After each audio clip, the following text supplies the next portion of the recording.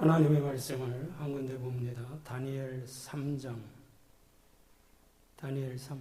16절부터 18절까지 같이 합독을 하겠습니다.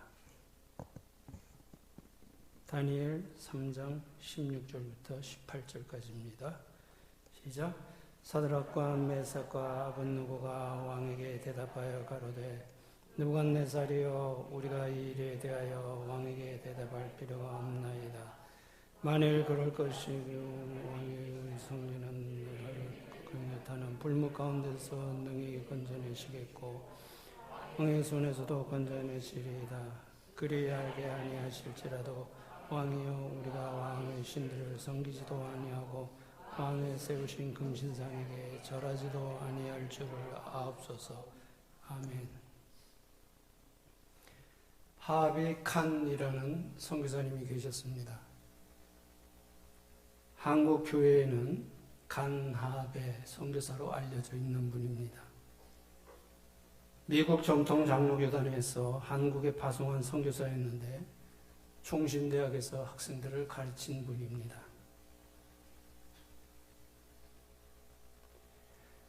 간하베 선교사님이 한국 사역 중에 안식년을 맞이해서 미국 플로리다주의 어떤 조그만 교회에서 1년간 안식년 목회할 때 일어났던 일을 소개합니다. 어느 가정이 있었습니다. 이 가정에는 남편과 아내 그리고 두 아들이 있었습니다. 그런데 어느 날 두 아들이 마을 앞 호수에서 배를 타고 놀다가 배가 뒤집어져서 헤어나오지 못하고 죽습니다. 그리고 거의 같은 시간에 집에서 불이 났는데 이 부인이 또 빠져나오지 못하고 불에 타 죽었습니다. 생각하고도 쉽지 않은 일이 같은 날 같은 집에 일어났다는 말입니다. 그래서 같은 날 아내와 두 아들이 장례식을 치르게 되었습니다. 장례식을 치를 때 간하베 선교사님은 이 아버지에게 뭐라고 위로의 말을 할지 몰랐다고 합니다. 그래서 이렇게 말했다고 합니다. 형제님은 지금 형제님이 당한 이 고난을 보면서 하나님을 한없이 원망할 수도 있고 하나님을 한없이 두려워할 수도 있습니다. 이렇게 말하자 이 아버지는 울면서 이렇게 대답을 하더랍니다. 목사님, 아무리 견디기 힘든 고난이라 할지라도 내가 어떻게 하나님을 원망하겠습니까? 하나님을 두려워하겠습니다. 우리는 믿음이 좋다 또는 믿음이 약하다는 말을 자주 하고 듣습니다. 그런데 우리가 믿음이 좋다고 평가하는 기준이 무엇입니까? 일반적으로 두 가지 기준에서 믿음을 평가합니다. 하나는 신앙 인격의 기준입니다. 마태복음 13장 16절 말씀과 같이 그리스도인들이 소금과 빛의 착한 행실의 삶으로 하나님의 영광을 드러내고 사람들에게 그리스도인답다는 인정을 받을 때 우리는 그런 것을 보면서 믿음이 좋다 이렇게 표현을 합니다.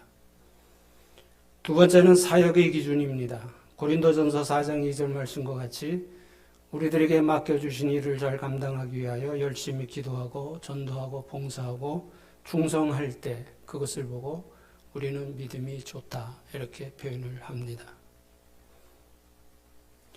우리는 신앙 인격의 기준에서든지 사역의 기준에서든지 당연히 믿음이 좋다는 평가를 받아야 합니다.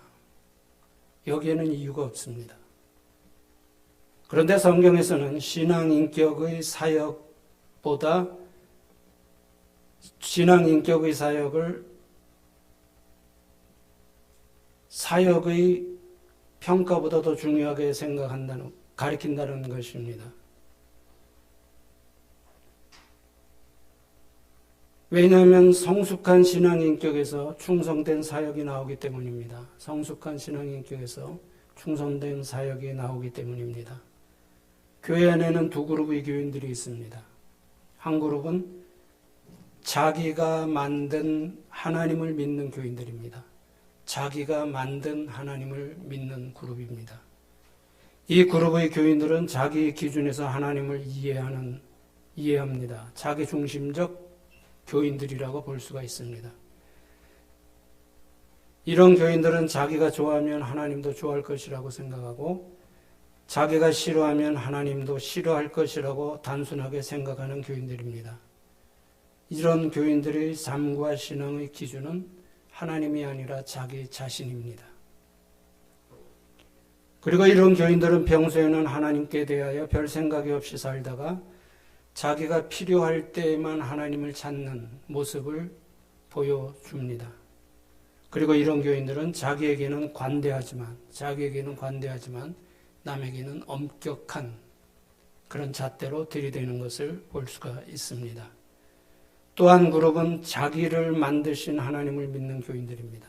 첫 번째 그룹은 자기가 만든 하나님을 믿는 그룹이고 두 번째 그룹은 자기를 만드신 하나님을 믿는 그룹입니다. 이 그룹의 교인들은 성경을 통하여 하나님을 이해하는 하나님 중심의 교인들을 말합니다.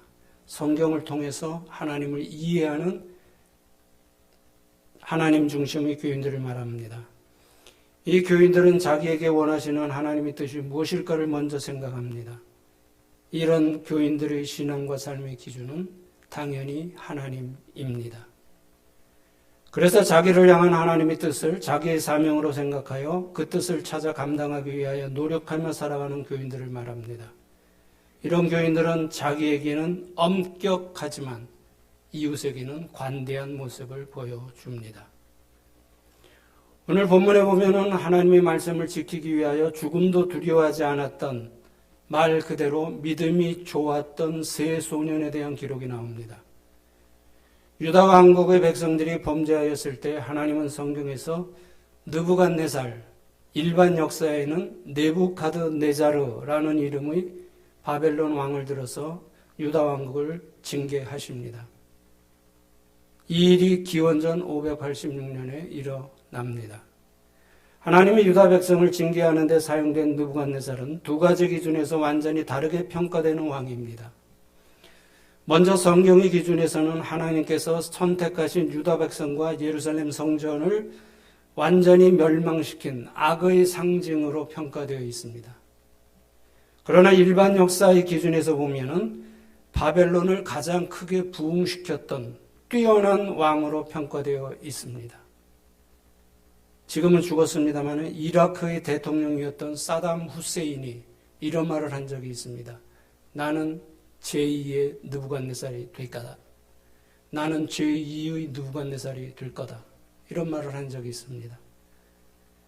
이런 큰 소리 친 것을 보아도 바벨론 역사에서 느부갓네살의 위치가 어느 정도였는지를 알 수가 있다는 말입니다. 느부갓네살은 특이한 정책을 사용했습니다. 주위 나라들을 정복한 후에 뛰어난 소년들을 선발하여 바벨론 궁중에서 일정 기간 동안 바벨론식으로 교육시킨 다음에 인재로 등용하는 정책이었습니다. 느부갓네살의 이러한 정책에 의해서 선택된 소년들 중에 오늘 본문에 사드락과 메삭과 아벳느고가 있었다는 말입니다.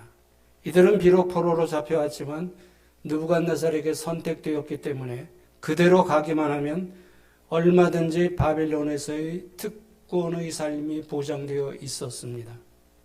그런데 바벨론에서의 특권이 보장된 삶을 누리기 위해서는 한 가지 조건이 있었다는 말입니다. 그 조건은 바벨론 문화에서 요구하는 것들을 따라가야 한다는 것입니다. 바벨론 문화에서 요구하는 것들을 따라가야 한다는 것입니다. 그런데 우상 중심의 바벨론 문화는 하나님 중심의 유다 문화와는 결코 하나가 될 수 없는 문화였습니다.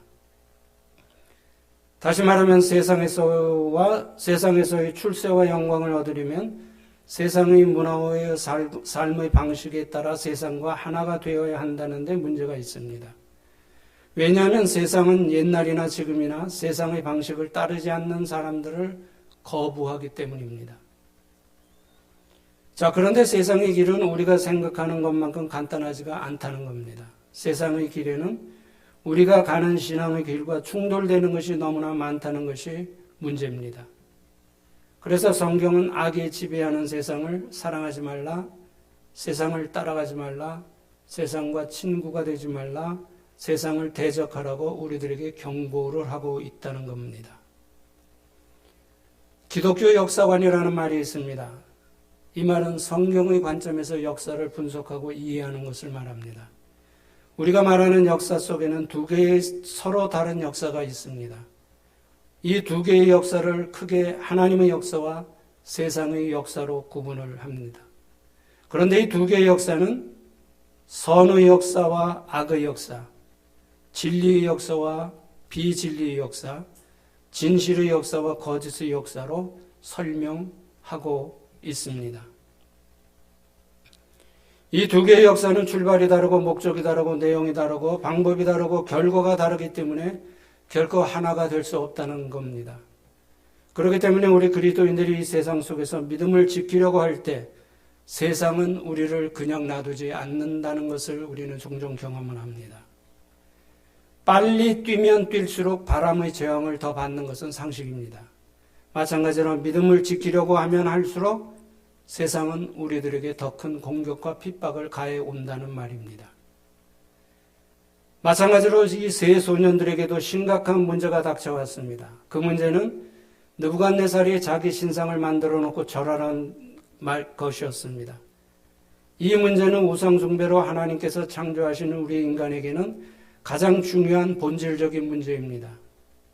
왜냐하면 어떤 신을 선택하느냐에 따라 삶의 목적과 내용과 결과가 완전히 달라지기 때문입니다.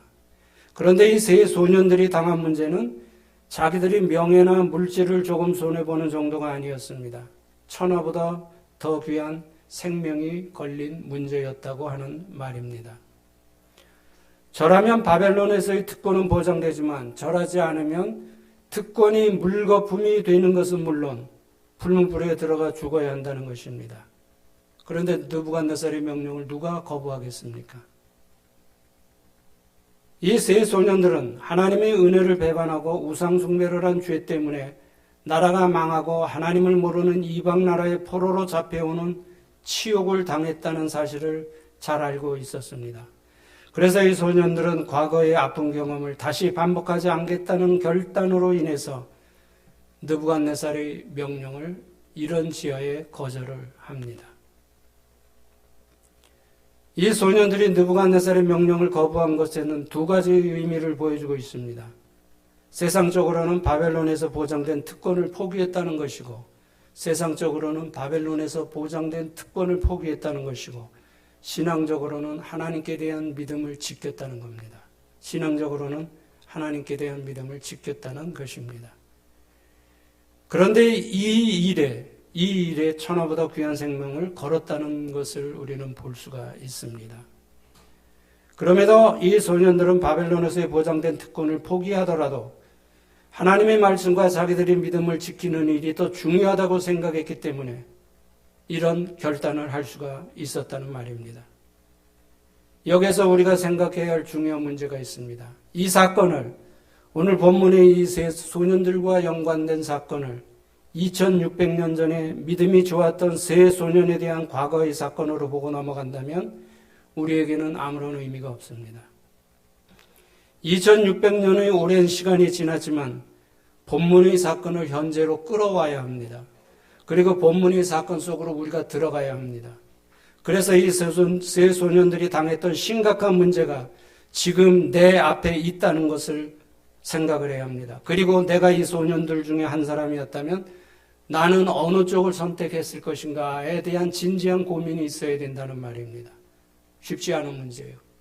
2600년 전에 있었던 사건으로 끝나고 지나가 버리면 성경은 우리들에게 아무런 의미가 없는 사건이 되어버립니다. 내가 그 환경 속에 들어가서 내가 그 환경 속에 그 일을 당하고 있다는 것을 생각할 때 나는 어떻게 반응했을까 하는 것을 생각해야만 성경이 우리들에게 주는 교훈을 찾을 수가 있다는 말입니다. 이 세 소년들은 느부갓네살이 금신상에 절하지 않았다는 이유로 느부갓네살 앞에 서게 됩니다. 느부갓네살은 그들을 회유하면서 협박합니다. 15절에 다니엘 3장 15절에 보면 너희를 내 손에서 건져낼 신이 누구겠느냐? 너희를 내 손에서 건져낼 신이 누구겠느냐? 느부갓네살은 지금 자기는 역사의 주인이신 하나님이 도구로 쓰임받고 있다는 사실을 전혀 알지 못하고 큰 소리를 치고 있습니다. 교만 때문이었습니다. 그래서 교만은 우리들이 정상적인 판단 기능을 마비시키는 특징을 가지고 있습니다. 베드로는 하나님은 교만한 자를 물리치시고 겸손한 자에게 은혜를 베푸신다고 말씀합니다. 자, 그러나 이 세 소년들은 느부갓네살의 협박 앞에서도 조금도 두려움이 없이 느부갓네살의 회의와 협박을 한마디도 거절합니다. 소년들이라고 보기에는 너무나 담대한 모습을 보여주고 있습니다.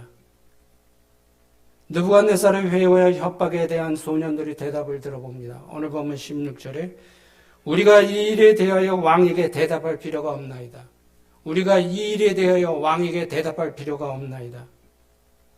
이 소년들의 대답에 느부갓네살은 얼마나 자존심이 상했을까요? 이 포로로 잡혀온 세 소년들이 이러한 대답에 세계를 지배하던 정복자 느부갓네살은 얼마나 자존심이 상했을까요? 자존심이 얼마나 상했으면 풀무불을 평소보다 7배나 더 뜨겁게 하라고 명령합니다. 그리고 이 세 소년들을 풀무불에 던지기 위하여 끌고 갔던 사람이 뜨거워서 타 죽을 정도로 불을 뜨겁게 합니다. 자, 그러면 이 세 소년들이 죽음 앞에서도 이렇게 담대한 대답을 할 수 있었던 원인이 무엇이었을까요? 무엇이 이 세 소년들을 이렇게 담대하게 만들었을까요? 첫째, 이들은 믿음의 본질을 정확하게 이해하고 있었기 때문입니다. 믿음의 본질을 정확하게 이해하고 있었다는 말입니다. 믿음은 타협이 아닙니다. 믿음은 변명이 아닙니다. 믿음은 사정이 아닙니다. 믿음은 구걸도 아닙니다. 믿음은 무엇입니까? 믿음은 선택이라는 거예요. 이 믿음의 본질을 분명히 알고 있었기 때문에 천하의 정복자 느부갓네살의 말을 이런 지하에 거절할 수 있었다는 말입니다. 그렇기 때문에 이 소년들은 불무불 앞에서 살기 위하여 타협하지 않았습니다. 변명하지 않았습니다. 사정하지 않았습니다. 구걸하지 않았습니다. 이 소년들이 가지고 있던 믿음은 하나님께서 원하시는 것을 선택하고 선택한 그것을 지키는 것이라는 사실을 우리들에게 보여줍니다. 우리도 세상을 살아가다 보면 선택해야 될 환경이 너무나 많이 다가옵니다. 그때 우리는 어느 쪽을 선택해야 되냐? 우리는 무엇을 선택해야 되느냐 하는 것은 우리들에게 굉장히 중요한 문제입니다. 왜냐하면 그 선택에 의해서 우리 일생이 좌우될 수 있기 때문입니다. 두 번째로 이 소년들을 담대하게 한 것이 있습니다. 자기의 모든 것, 생명까지도 하나님의 주권에 맡겼기 때문입니다. 생명까지도 하나님의 주권에 맡겼기 때문입니다. 하나님의 주권을 믿는다는 것, 하나님의 주권을 인정한다는 것은 내가 성숙한 신앙에 섰을 때 가능한 일입니다. 하나님의 주권을 믿는다면 두 가지 고백이 나와야 합니다. 하나는 하나님이 우리 인간의 삶은 물론 역사를 주관해 가신다는 고백과 다른 하나는 우리는 우리가 해야 할 일에 최선을 다하고 그 일의 결과는 하나님께 맡긴다는 고백이 있어야 합니다. 왜냐하면 일의 과정에서 최선은 우리가 해야 할 일이고 우리가 한 일에 대한 평가는 우리가 내리는 것이 아니라 하나님이 내리신다는 사실을 잊어서는 안 됩니다. 그런데 경우에 따라서는 우리가 우리 일에 대한 평가까지도 내리려고 하는 경우가 많습니다. 일에 최선을 다하는 것은 우리의 몫이고 우리가 한 일에 대해서 평가하는 것은 하나님의 몫이라는 이것을 분명하게 구분해서 기억을 해야 한다는 말입니다. 어떤 경우에도 우리는 하나님의 부분을 침범해서는 안 된다는 겁니다. 이 세 소년들이 하나님의 말씀을 지키기 위하여 자기들이 할 수 있는 것은 다 하고 하나님의 인도하심을 기다렸습니다. 본문을 통하여 옛날이나 지금이나 변하지 않는 것을 발견할 수가 있습니다. 그것은 하나님의 원리입니다. 하나님의 원리. 그 원리는 하나님은 유능한 사람을 들어 쓰시는 것이 아니라 이 소년들과 같이 전적으로 하나님을 신뢰하는 사람을 들어 쓰신다는 원리입니다. 그것은 구약시대나 지금이나 변하지 않는다는 것. 하나님은 유능한 사람을 들어 쓰시는 것이 아니라 이 소년들과 같이 전적으로 하나님을 신뢰하는 사람을 들어 쓰신다는 원리입니다. 이 말의 의미는 일보다 사람이 중요하다는 것을 보여주는 말입니다. 우리는 일을 중요하게 봅니다. 우리 인간의 한계예요. 우리는 일을 중요하게 합니다. 어떻게 하면 많은 일을 할까? 어떻게 하면 큰 일을 할까? 이런 일을 중요하게 생각하시지만 하나님은 일보다 우리 개개인 사람에게 관심을 가지신다는 것을 우리가 잊지 말고 기억을 해야 합니다. 드디어 이 세 소년들은 불문불 속에 던져졌습니다. 이 소년들이 불문불 속에 던져졌을 때 성경의 역사뿐 아니라 인류 역사에 단 한 번 있었던 기적이 일어납니다. 다니엘 3장 25절에 보면 느부갓네살은 신들의 아들과 같은 이가 불문불 속으로 들어온 것 같다고 고백하고 있습니다. 신들의 아들과 같은 이가 불문불 속에 들어온 것 같다고 고백을 합니다. 우리는 느부갓네살이 말한 불문불 속으로 들어온 신들의 아들 같은 그 분을 성육신 이전의 그리스도라고 말합니다. 성육신 이전의 그리스도라고 말합니다. 이러한 기적이 말해주는 것이 무엇입니까? 우리 하나님은 우리들이 믿음을 지키기 위하여 고난을 당할 때 그 고난 속에 우리만 두시는 것이 아니라 고난 속으로 들어오셔서 우리와 함께 하신다는 사실을 보여주는 교훈입니다. 요한복음 14장 18절에 예수님이 이런 말씀을 우리들에게 들려줍니다. 내가 너희를 고아와 같이 버려두지 않을 것이다.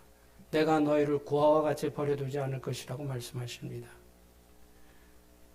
우리 하나님은 우리가 하나님을 신뢰하는 한 우리를 떠나지 않으십니다. 우리 하나님은 우리가 변하지 않는 한 우리를 사용하십니다. 그래서 우리는 하나님을 가르쳐서 뭐라고 말합니까? 미쁘신 하나님이라고 말합니다. 미쁘신 하나님이라고 말하는 이유가 바로 그것입니다. 이 소년들의 믿음이 특별하다고 하는 것은 느부갓네살이 만들어 놓은 우상에게 절하지 않으면 불문불 속에 던져질 것이라는 사실을 모르고 거부한 것이 아니라 알고도 거부했다는 겁니다. 불문불 속에 들어간다는 사실을 모르고 거절한 것이 아니라 알고도 거절했다는 거예요. 모르고 안 하는 것하고 알고도 안 하는 것하고는 전혀 다릅니다. 이 소년들이 알고도 절을 하지 않았다는 것은 죽고 사는 문제는 이미 초월했다는 것을 우리들에게 보여줍니다. 예수 그리스도를 위해 죽고 사는 문제를 초월했던 사람이 또 있었습니다. 사도 바울이었습니다. 그의 고백을 들어봅니다. 로마서 14장 8절에서 우리가 살아도 주를 위하여 살고 죽어도 주를 위하여 죽나니 그런즉 우리가 사나 죽으나 주의 것이라고 고백합니다. 죽음을 초월했다는 고백을 우리는 알 수가 있습니다. 이 소년들에게는 이런 결단이 있었기 때문에 절하지 않으면 불문 속에 들어간다는 사실을 알고도 절하지 않았다는 겁니다. 이런 사람이 또 있었습니다. 다니엘입니다. 다니엘은 30일 동안 다른 신에게 기도하면 사자굴에 들어간다는 사실을 알고도 예루살렘으로 향한 창문을 열고 전에 하던 대로 하루에 3번씩 무릎을 꿇고 기도하며 그의 하나님께 감사하였더라. 이 세 소년들과 다니엘은 왕의 명령을 알고도 거부하였기 때문에 이들의 믿음을 가르쳐서 세상이 감당하지 못할 믿음이라고 표현을 합니다. 세상이 감당하지 못하는 믿음이라고 표현합니다. 이 소년들이 생명을 걸고 지켰던 신앙은 3가지 결과를 우리들에게 보여줍니다. 첫째 결과, 평소보다 7배나 더 뜨거웠던 풀무불 속에서도 구원받았고, 둘째 결과, 내 손에서 누가 너희를 구해내겠느냐는 느부갓네살의 교만을 꺾으셨고, 세 번째 결과, 하나님만이 참신이란 사실을 바벨론 전국에 나타냈다고 하는 것입니다. 이러한 사실을 전제하고 우리는 세 소년들을 통하여 얻을 수 있는 몇 가지 교훈을 정리해 봅니다. 첫 번째 교훈, 믿음은 환경의 제한을 받지 않는다는 교훈입니다. 믿음은 환경의 제한을 받지 않는다는 교훈입니다. 금은 변하지 않습니다. 금은 어디에 두어도 금입니다. 마찬가지로 참믿음은 어떤 환경 속에서도 변하지 않는다는 거예요. 장소에 따라 변한다면 그것은 금이 아니듯이 환경에 따라 변한다면 그것은 참믿음이 아니라는 사실을 우리들에게 보여줍니다. 참믿음은 바벨론 궁중에서나 풀문불 앞에서도 변하지 않습니다. 편할 때나 고난 속에 있을 때에도 변하지 않습니다. 축복 앞에서나 실패 앞에서도 변하지 않습니다. 많아도 교만하지 않고 없어도 실망하지 않습니다. 그것이 바로 오늘 본문의 이 소년들을 통해서 얻을 수 있는 참 믿음의 모습이라는 겁니다. 두 번째, 모두가 신앙을 지키는 것은 아니라는 교훈입니다. 모두가 신앙을 지키는 것은 아니라는 교훈입니다. 다니엘 1장 6절에 보면은 이 세 소년 이외에도 유다에서는 더 많은 소년들이 느부갓네살의 선택을 받았습니다. 그런 중에도 하나님께 대하여 믿음을 지킨 소년들은 이 세 소년밖에 없다는 거예요. 더 많은 소년들이 잡혀왔는데 하나님께 대한 믿음을 지킨, 하나님의 말씀을 지킨 세 소년밖에 없다고 하는 겁니다. 하나님의 역사는 어느 시대에서나 헌신된 소수를 통해서 이루어집니다. 헌신된 소수를 통해서 이루어집니다. 다시 말하면 많은 교인들이 센 것과 같이 하나님은 숫자를 통해서 일하시는 분이 아니라는 거예요. 크다고 교만할 이유가 없고 작다고 실망할 이유가 없다는 것이 바로 그겁니다. 믿음과 헌신을 통해서 일하신다는 것이 하나님의 섭리의 원칙입니다. 세 번째 교훈, 믿음은 선택이라는 교훈입니다. 믿음은 선택이라는 교훈입니다. 믿음은 하나님과 세상, 진실과 거짓, 선과 악 중에서 하나를 선택하는 겁니다. 라오디게아 교회를 향하여 말씀하셨듯이 덥든지 차든지 하는 겁니다. 믿음의 길에는 중간을 인정하지 않습니다. 중간이 없습니다. 믿음의 길에는 선 아니면 악, 하나님 아니면 세상, 둘 중에 하나를 선택하는 것이지 중간은 허용하지 않는다는 것입니다. 우리는 하나님과 세상 중 하나를 선택해야 합니다. 하나님을 선택하는 것은 모든 것을 선택하는 것입니다. 그리고 우리가 기억해야 할 것은 선택의 권리는 우리에게 있습니다. 선택의 권리는 우리에게 있습니다. 그렇다면 선택의 책임도 우리에게 있다는 겁니다. 선택의 권리가 우리에게 있듯이 선택의 책임도 우리에게 있다는 것을 기억을 해야 합니다. 네 번째, 우리들이 당하는 위기가 기회가 될 수 있다는 교훈입니다. 우리들이 믿음을 지키기 위하여 당하는 위기는 하나님께서 우리를 위하여 일하실 수 있는 기회가 될 수 있다는 말입니다. 위기라는 단어는 두 가지의 상황을 전제합니다. 위험과 기회라는 거예요. 위기는 위험과 기회입니다. 내가 어느 쪽을 선택하느냐에 따라서 위기가 기회가 될 수도 있고 기회가 위기가 될 수 있다는 것을 포함하고 있는 단어가 바로 위기라는 단어입니다. 우리들이 당하는 위기는 하나님이 일하실 수 있는 기회가 될 수 있다는 것을 기억해야 합니다. 그렇게 우리 그리스도인들은 문제를 위기로 보는 것이 아니라 하나님께서 나를 위하여 일하실 수 있는 기회로 인정해야 된다는 말입니다. 이 소년들이 죽기를 각오하고 생명을 걸었던 위기가 오히려 전능하신 하나님의 역사를 체험하는 기회가 된 것을 볼 수가 있습니다. 그 다음에 다섯 번째 교훈, 참 믿음은 그리 아니하실지라도에서 나온다는 겁니다. 참 믿음은 그렇게 하시지 않을지라도 해서 나온다는 겁니다.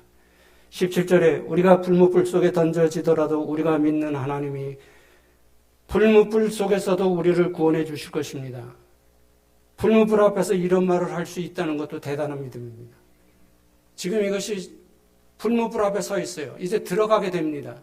말 한마디에 의해서 불무불 속으로 들어가게 돼요. 그런데 그 불무불 앞에서 하나님이 구해 주실 것을 믿습니다. 이렇게 말하는 것도 쉬운 건 아닙니다. 그런데 이 믿음보다 하나님이 구해 주실 것입니다라는 믿음보다 더 뛰어난 믿음이 있습니다. 그것은 그리 아니하실지라도의 믿음이에요. 다시 말하면 하나님께서 우리를 구원해 주시지 않아 우리가 불무불 속에 들어가서 새까맣게 다 죽는다고 할지라도 우리는 왕이 만든 금신상에 절대로 절하지 않겠습니다.